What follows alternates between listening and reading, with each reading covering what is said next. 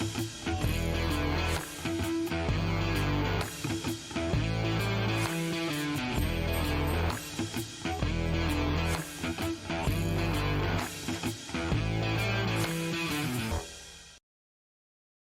everyone. I'm Chris Trant with HEDGEpoint Global Markets, and thank you for joining us for HEDGEpoint's update on the Black Sea grain corridor.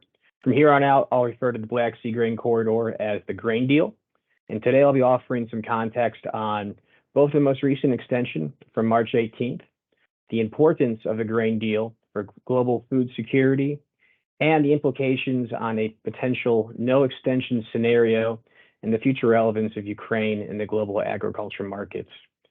Starting with the timeline of where things are in Ukraine. We are approaching the planting season for both corn, spring wheat, and sunflower, and the Russians agreed on March 17th to a 60-day renewal that will put a new deadline on any future renewal on May 18th. Unfortunately for the Ukrainians, 60 days does not do them a whole lot of good, as the Ukrainian wheat harvest begins in July. That is the traditional start to Ukraine's export window. Ukraine would really like to have the grain corridor extended up until then to ensure they can participate in the global markets.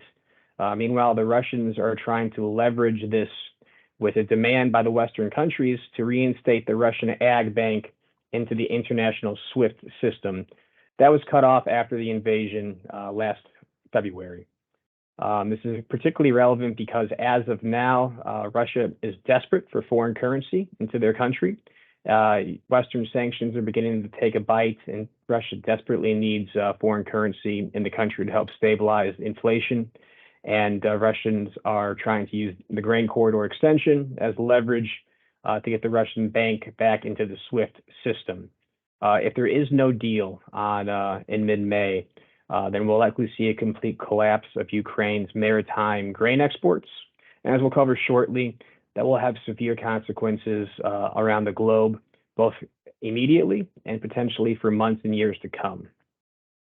Before we get too involved into the potential of no grain corridor extension, let's discuss Ukraine's current relevance in the global markets. Despite the fact the war has dramatically reduced Ukraine's grain exports and grain production, it's still very meaningful currently. Before the war, about 10% of global exports of wheat came from Ukraine, about 15% of corn. Ukraine currently is about 6% of wheat and closer to 13% on corn. And while the wheat figure may seem relatively small, keep in mind that Russia had a record wheat crop and has had record exports as well. The world has not been hurting for wheat recently, meaning Ukraine is not as critical as they are historically. Of the 33 million metric tons that Ukraine has been able to ship, the vast majority of that has come from the maritime exports allowed by the grain deal. Over 80% of Ukraine's current grain exports are via ship. The ships only sail because of the grain corridor. And the world currently needs an abundance of available supply. We've seen global wheat and corn stocks decrease over the last 5 years. Meanwhile, there's more of us to feed than ever before. The population in the world currently sits at over 8 billion people and counting, and there are tremendous new sources of demand in the biofuels sector, both in the U.S. And abroad. So Ukraine has been playing its parts. Let's get into the timeline of since the invasion, after the grain deal was signed, and where things stand right now with grain exports out of the Ukraine. On February 24th, 2022, Russia announced the start of their special military operation, and we saw Ukraine's Black Sea maritime access be cut off by the Russian Black Sea fleet. This took exports essentially down to zero. Now, corn was much more impacted than wheat. The Ukrainian wheat crop is harvested in the summer, and by the time of the invasion, most of the wheat had already shipped out of the country.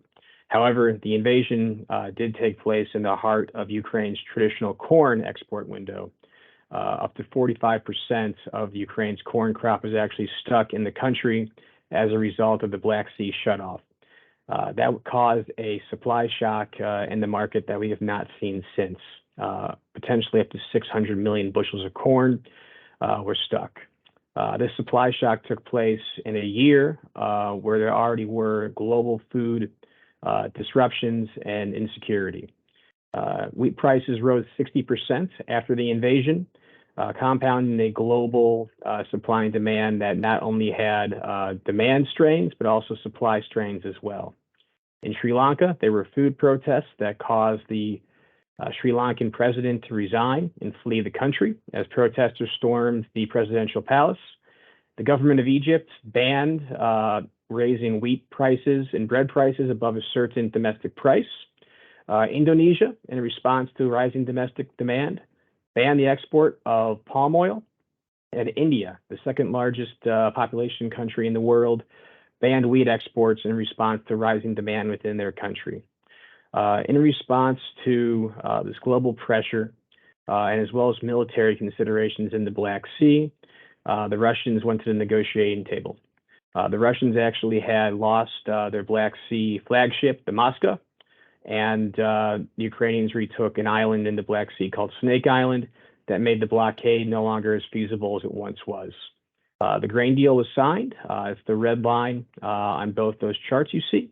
On July 22nd, that alleviated some of the pressure in the global supply chain. We saw grain prices actually in wheat drop to pre-war levels. And the deal enabled the resumption of some exports to flow, particularly in corn. Since the deal, there have been 2 rounds of extensions, one in the fall and one most recently in mid-March. 965 odd ships have sailed, carrying 25 million metric tons of food to 45 countries. Ukraine's exports are relatively strong as of now as well, post the extension and post the deal. Because of low domestic Ukrainian prices, the domestic market has really been impacted by the war. They have high stocks, and the country itself is in desperate need of revenue to help fund the war effort. All of this has allowed for Ukraine to be competitive in the global ag market. For the next 60 days, this will continue.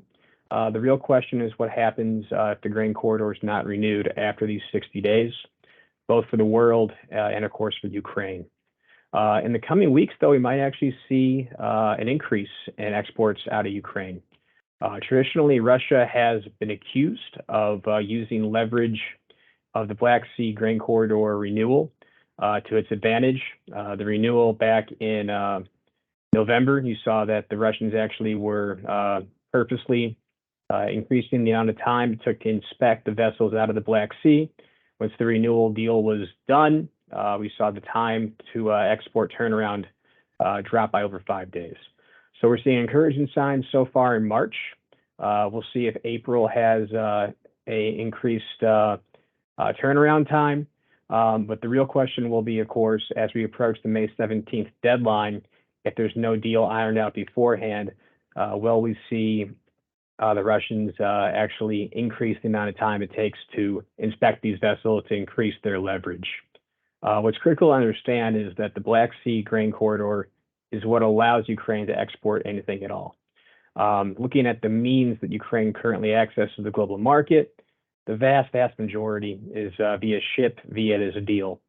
The Ukrainians can ship out a little bit of grain via rail and truck, but no more than 500,000 metric ton per month. With the grain corridor, they're able to export about 3 million metric tons. And as we'll discuss here shortly, that 2.5 million metric ton difference between what they can get out via rail and what they're able to do with the grain corridor is very significant if we analyze where that grain is actually going and why it's going there. Turning to the price favorability of Ukraine in the Black Sea. If you can stomach the logistical headaches and the risks involved about importing grain from a war zone, Ukrainian grain is actually quite affordable.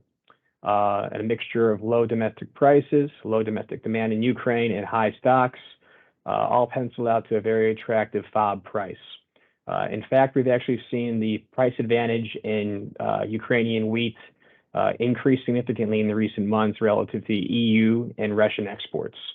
Meanwhile, in corn, the share of corn going to China in the EU actually increased relative to last year.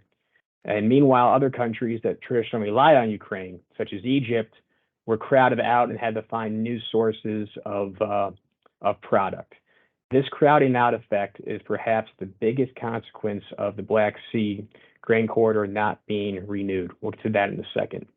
The demand from the EU and China is very real, and this demand will be met either from the Ukraine or from other sources.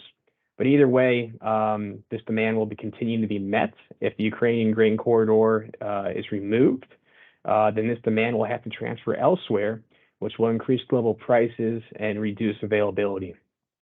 In the situation in China, China's hog herd, the #1 hog producing country in the world, has levels of animals to feed that actually were above COVID and African swine fever, while their own domestic feed production goes down.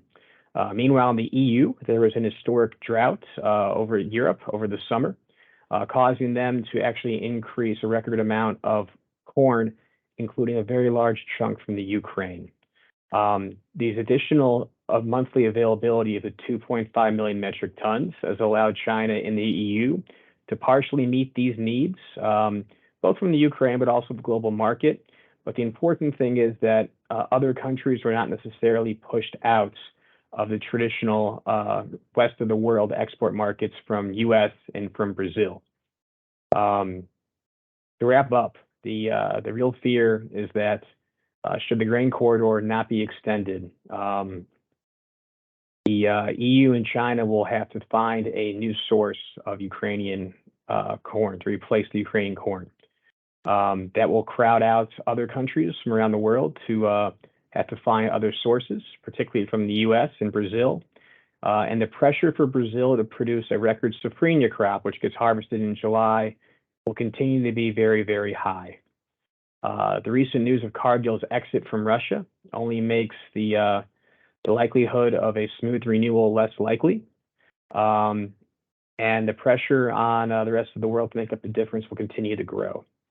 Regardless of the grain deal is renewed or not renewed in mid-May, the Ukrainian farmer has not been incentivized to continue his expansion that he's seen before the war. Ukrainian production is down 50% estimated for next year versus before the war. They're going to grow their smallest corn and smallest wheat crop in over 5 to 6 years. This basically means that with or without the grain corridor, Ukraine will continue to lose its relevance in the world export market, and world food security will continue to need to adapt to the loss of one of its traditional bread baskets and suppliers of global food security. Thank you for joining me.